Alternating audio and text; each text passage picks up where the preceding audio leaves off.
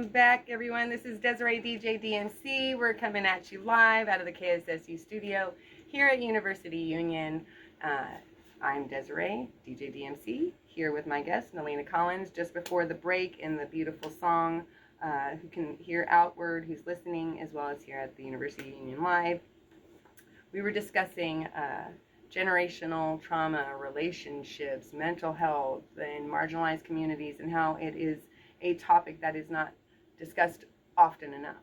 And so I'm so very grateful to have Ms. Nalina here, sharing her experience and sharing how she was able to make this a reality for herself. So just before the break, we went over what advice you gave to someone who was just beginning to recognize those patterns of maybe having a break or depression or anything like that, and you were able to give Be Kind. I really, really enjoyed that. But what else could be another tool for someone who, being kind? Because I know in those deep, dark moments, you may not have the full capacity to be kind to yourself. I would recommend calling someone, getting out of your space. I always say change your surroundings as quickly as you can. Go from one room to another, start cleaning, put on music, anything to change the actual shift, to go through whatever you're going through, and or find the clarity to calm down some and reach out to the resources available.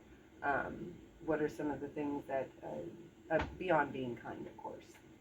Well, when you say sometimes you gotta call somebody, sometimes your anxiety, in those moments your anxiety is so high and your mind is just rambling, you can't even, I know for me, I couldn't even call nobody. I was like, no, I gotta shower, I gotta clean, I gotta do this, I gotta do that. Mm-hmm. But like I said, be kind. You gotta start with small tasks. Like, I'm a person that feel like I have to do 5 things at once. Sure. Nothing. Sure. I can't even complete the first one. I have to. So for me, I'm learning, like, just do one and complete that. Okay. And then always have the next steps or what I want to do next written down. It's always going to be there. Mm-hmm. But my mind wasn't processing it in that way. So with changing your environment and finding somebody you could trust. Of course.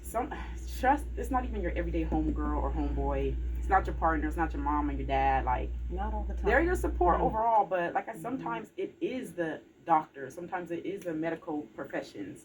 And that's, you're not going to be judged in those environments as if you would with people in your circle. Correct. So I would recommend always going to the medical professional. That's excellent advice. And not only will the medical professionals, you actually said in the last episode that you went straight to the hospital. Yeah. Yes. And they turned you away. They turned me away. I went back the next day because I still didn't feel right. You're not going to just prescribe me a bunch of anxiety meds and tell me to go on my way. Absolutely not. Because I know the resources that are out there. I just don't know what I'm supposed to look into to get them. Sure. So yeah, and sometimes the hospital's too chaotic. So there's also crisis centers. Yep. Where if you do feel like you're suicidal or a danger to yourself, they'll help you, transport you, do all that. It's not as chaotic as a hospital. Right. I didn't know that back then.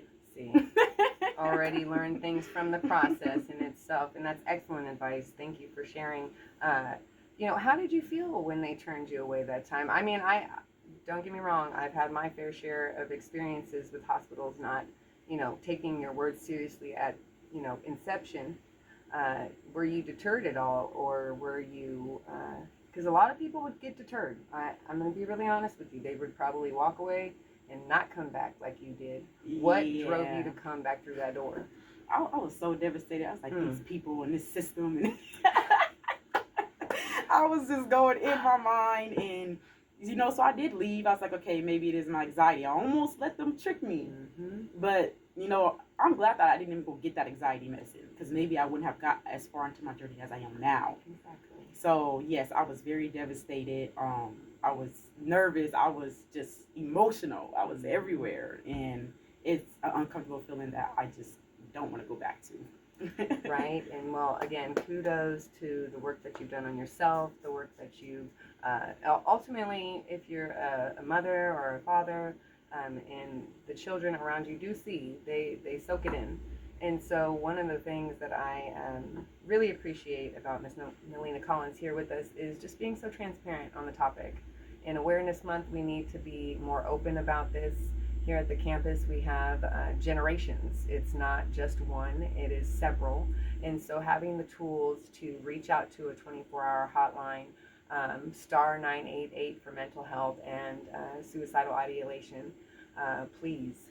Your Yes. star 988, that's the one. And then if you're having, if you can't remember that, remember star 211. And worst case scenario, 911, like hello. And so you matter, you're important, and the things that you go through are equally as important. No one can say or minimize the size shoes you wear, and no one can fill them. So be sure to take yourself seriously and know that you deserve it. So DJ DMC says you deserve it, and Melina says you deserve it. Yes. So go get it done. And so on to the next. We've got a few more minutes left. We're going to take one last break here just to stretch our legs and see if Sparky's coming in with something different here. And if Sparky is, then we'll give it a listen for a second so you guys can be stretching your legs out there too. Be sure to catch on the Guy West Bridge if you haven't before the rainy season starts. It's really beautiful out there. So my name is Desiree DJ DMC, and I'll be right back with you.